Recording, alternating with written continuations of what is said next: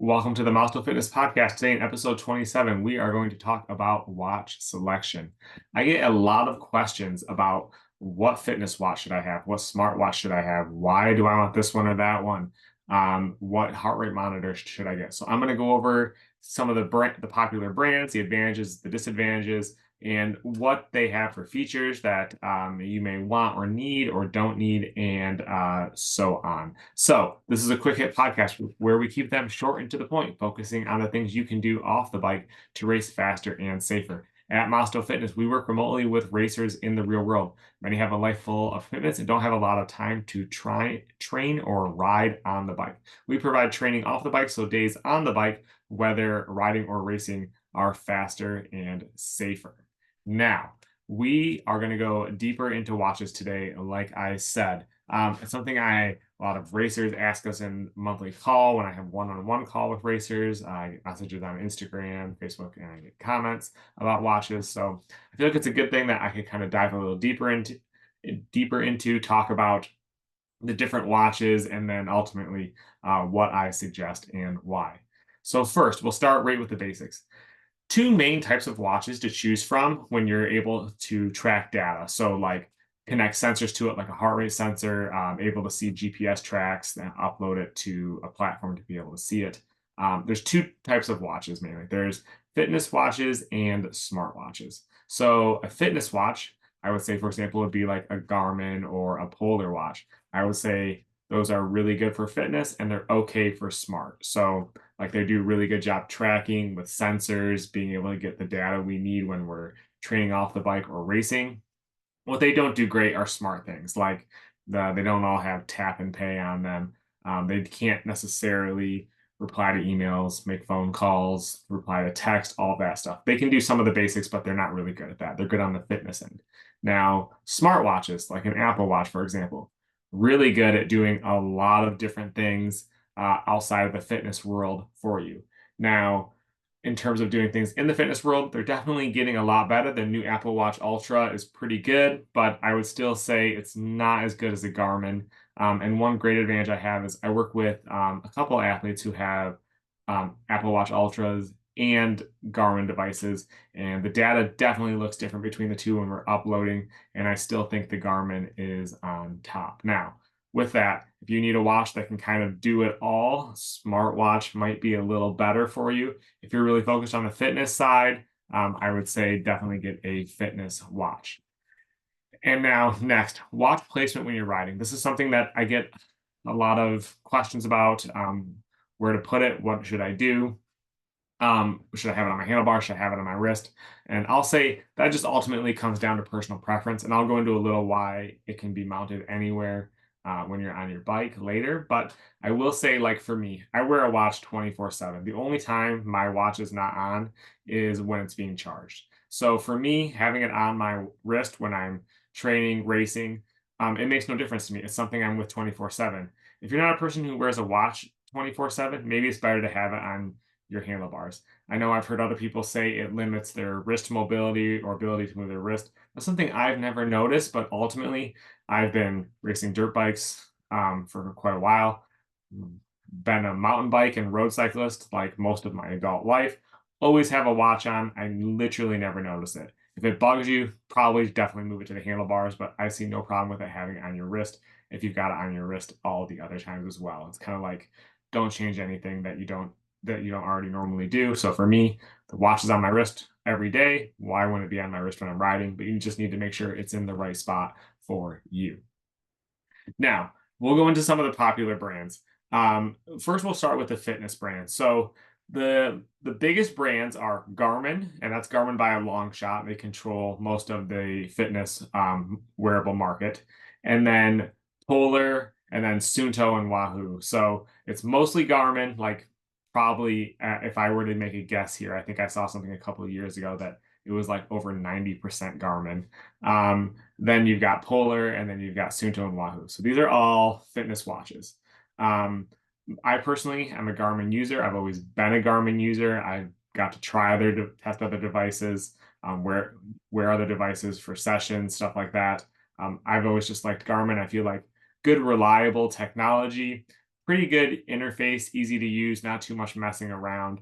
And without me even really steering athletes after being an endurance coach here for almost a decade, almost everyone I work with wears a Garmin for the most part. And I have had a couple try other watches and end up going back just because of some type of software they didn't feel was as smooth, or they didn't like the way it acted or recorded or whatever it may be. So I will say those are the good brands. If you're shopping, those are what I would look into: Garmin, Polar, Suunto, or Wahoo. I think Wahoo is really an emerging one these days, and definitely is keeping up with a lot of technology that Garmin's integrating. So they're definitely becoming a really solid option. Now, on the other side, smartwatch brands, pretty much Apple and Samsung. Those are the only two I have any experience with racers working with. And I will say with both of these, fitness brands and smartwatch brands, there's other brands to choose from, but from what I've seen over the years, what I have experience with and racers, these are really the most popular and the ones that seem to get the job done. So you've got Apple and Samsung. In the integration side of Samsung, I will say with like the programs we use at Maasto Fitness, we use a program called Final Search. That's where we post our racers sessions, and then they're able to upload their workouts. And then as like a coach, I'm able to analyze their data, give them feedback, see everything. For whatever reason, we just fight and fight with Samsung. I don't know why. It works good for the racer when they're out there. It records the data. They can see the data while they're out there, if they look at it or if they're doing off the bike training. But man, getting it uploaded has just been a fight with Samsung. Apple, no real problems. But those would be the two most popular smartwatch brands by far that we see, with it being mostly Apple out of those two. So, but like I said, the fitness brands really good on the fitness side. Okay, on the smart side, the smart brands really good on the smart side. Okay, on the fitness brand, which I would say, with the exception of the Apple Watch Ultra, definitely getting better. Now, when you're looking for a watch, many watches have what's called an optical heart rate sensor. So it's a heart rate sensor built into the watch. And if you own a fitness watch or a smartwatch, or if you're looking at them like in person, you flip it over, it's probably like little blinking lights. That's optical heart rate. Basically, it's measuring the pulse velocity through your wrist there. It's a cool technology, but it's definitely not very accurate. If you actually go listen to episode 12 that I have, I talk on it a lot more. But long story short, you want a chest strap. If you're no matter where that watch is, if you're wearing a watch on your wrist riding, or if you've got it on your handlebars, optical heart rate's not going to work at all. But if you have it on your wrist, still lots of limitations. So I would suggest getting a chest strap. So a heart rate strap goes right at your chest, right over your heart rate. Very accurate, very good data. In my opinion, they've come a long way, even in the last 15 years. And they're pretty comfortable, so they're not really an annoyance to wear. It just becomes like an extension of you. You don't even really notice it once you've worn it a couple times, in my opinion. So before I dive deeper into watches, I'm going to jump sideways here real quick and go to heart rate monitors. And I'll say two popular brands of heart rate monitors are Garmin and Polar. So Garmin, there's a couple options. There's the Garmin Dual or the Garmin Pro. Both of them have a certain level of waterproof rating. So if you're riding or racing in the rain or training in the rain, it's not going to be a problem for either of these. The Garmin Dual, essentially what it does is it can receive data two separate ways. So Bluetooth and ANT+. And ANT+ is like a version of Bluetooth that Garmin has owned for a long time. All their products used to only be ANT+, but they've switched to being ANT+ or Bluetooth for connecting sensors. So I'll say the Dual is a good one to have because the heart rate monitor is going to last a long time, and no matter what you're trying to connect that heart rate monitor to, whether it be end up maybe being a phone, a smart trainer, some other device you have in your home to measure your heart rate when you're training, your watch, it's going to be able to do it all. So the Garmin Dual is a good one. It's a little bit cheaper. Then there's the Garmin Pro. It's definitely a premium heart rate strap. It's more comfortable. It's got a bit more technology built into it where it's able to save data and measure a couple other things that necessarily aren't important for us for racers, but it's a very premium heart rate strap. So I think it's very comfortable. And then another one, just like the solid, tried and true, been around forever, is the Polar HR10. Now, both of these chest straps are going to be compatible with whatever watch you have, no matter what brand you choose, whether it's a smartwatch, a fitness watch. Both these heart rate straps are going to be compatible with whatever. So it's not like you have to have a Garmin watch to use a Garmin heart rate monitor or a Polar strap to use a Polar watch. Now the Polar HR10, it's just tried and true, been around forever. Just good old basic heart rate monitor. It can do a little bit with saving data, but that's not really that important. But the Polar HR10, just a good one that's been around forever, and it seems like it's a hard chest strap to kill. I've had athletes just have that thing forever. I do want to also mention that another cool feature with Polar has an app. So if you're not to a point where you want to purchase a smartwatch, but you want to get into just having some heart rate training and some data, Polar has an app called Polar Beat. You buy the Polar chest strap, connect it through the app Polar Beat. You have to ride with your phone on you, but then you're able to get some okay GPS tracks, not very high accuracy, which I'll talk about here in a minute. But you're able to get some GPS tracks and heart rate data and be able to see what you did. And that's probably the best entry level way to get into recording and seeing your data without investing too much. So there's that option as well with the Polar HR10 and the Polar Beat app, which I have a couple of racers that use that, and it serves the purpose absolutely just fine. Now, watches, which I'm going to focus on the fitness side. I've always used a fitness watch. I feel like it's best for the job. Of training off the bike, racing, fitness watch, I think is the way to go. So we'll talk a little bit about what you kind of get when you pay for them. So in the most basic sense, as you go up in price, because if you like hop over to the Garmin website, you can see watches from 200 to 1,000. And they all do the basics in sense that they can connect a sensor to them, like a heart rate sensor. They can record your session. They can upload your session. As you go up in price, you're going to get more features that aren't necessarily applicable for us as motorcycle racers. But if you do lots of activities, or you're also doing like triathlon, or you're doing stuff with more sensors connected, like a power meter, you need deeper insight. The watches can do that as they go up in price, so they have more features. They have better GPS accuracy, which I'll dive into here in a minute. And then they have a longer battery life. So the highest ones on some of the settings can do like a 24-hour of recording with sensors and pretty high GPS frequency. So some pretty cool stuff, maybe not necessarily for us as racers, but if you're doing other types of activities or sports, it might be worth kind of looking up the chain there and just kind of exploring the options for what you need. And I will say, if you're looking for a watch and you're trying to figure out, there's all these different brands, all these different options, and it's like, gosh, all so confusing. I think the best resource for you is dcrainmaker.com. All he does is wearables and reviews, and looks at every accuracy, every detail, and you have a comparison tool. So if you're looking to try to figure out what you want and why this one or that one, dcrainmaker.com, absolutely great resource. Now, the better GPS accuracy. I think this is a big one that's newer. This has just probably been about 2 years now, that there's an option on some of the higher end watches, like the higher end Garmin's, definitely on the nicest Wahoo watch as well. I think it's also on the nicer Polar watch. It's dual band or multi-band frequency. So essentially what the watch is able to do is pull accuracy from multiple GPS satellites, or pull data from multiple GPS satellites while you're out there training, riding, racing, to be able to get really accurate speed, pace, and where you've been.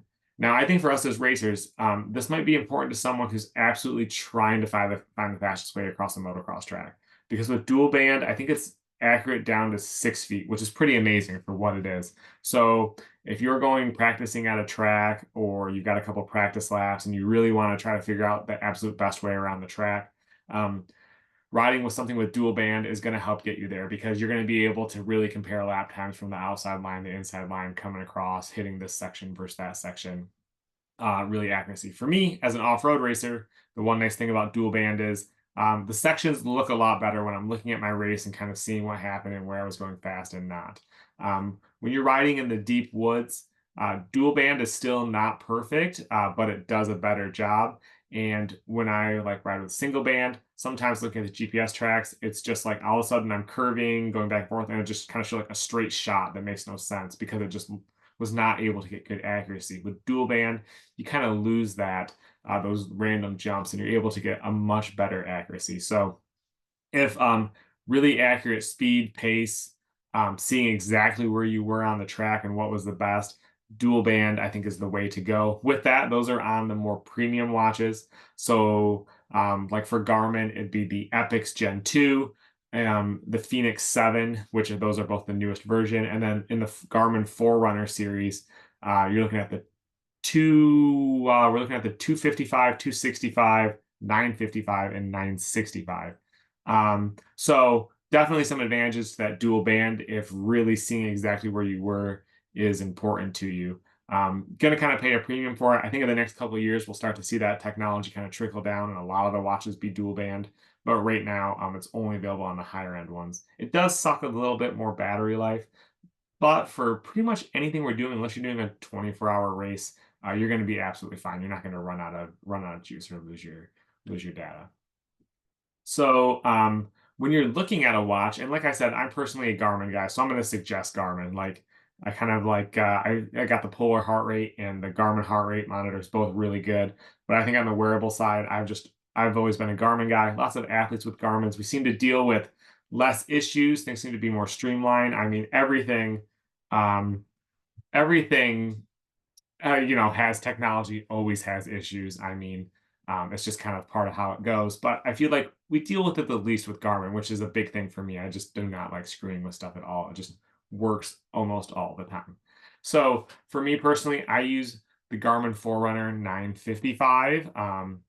It's been an excellent watch. High level of accuracy, able to connect sensors. It does do a couple smart things, which are nice for me. Um, and it just works.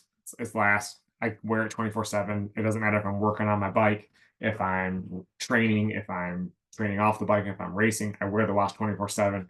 It's been extremely durable. It's been a good watch, and I've had basically every version of the Garmin Forerunner for the last decade, and they've pretty much all been really good watches. So I'm going to suggest a Forerunner for you. Looking at that 255 and working your way up. So there's the 255, the 265, the 955, and the 965. Those are what I suggest, or you could do a Phoenix 7, which is another premium watch, or an Epix Gen 2. All great watches, but the Forerunner is going to have a good range of prices for you. But I will suggest, just a word of caution, is there's on Amazon, if you look around online, you can find lots of different models, previous models. So, like for example, before the Garmin 955 and 965, there was the 935 and 945. Now, those are good watches, but the issue is they're getting older and they lose their support from Garmin. Now, the chances of you reaching out to Garmin, not super likely, but if you need to, they don't get supported after a certain amount of time, and Garmin eventually quits updating them. So they might just start to act a little goofy because they're in the end of their life sometimes, and that can just be a minor inconvenience. So think of that as well.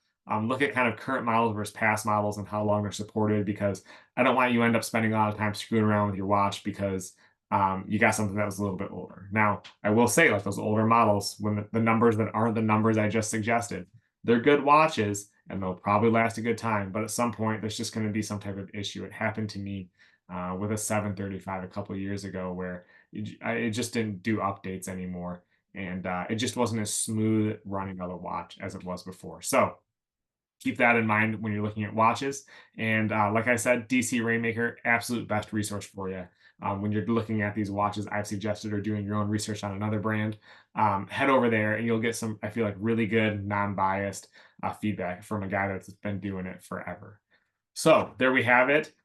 Next week, I'm going to talk about fueling your body during race season and why it's important to fuel your body during race season and not focus on weight loss. Now, at Maasto Fitness, we build strength, endurance, and mobility training for racers, plus have tons of hydration and nutrition guides.